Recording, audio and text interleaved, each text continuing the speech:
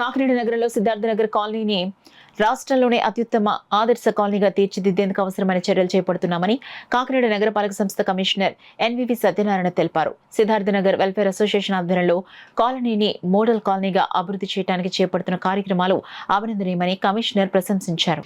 ముందుగా ఫస్ట్గా thanks to మన green all is well Kishore గారికి ప్రత్యేకమైన అభినందనలు.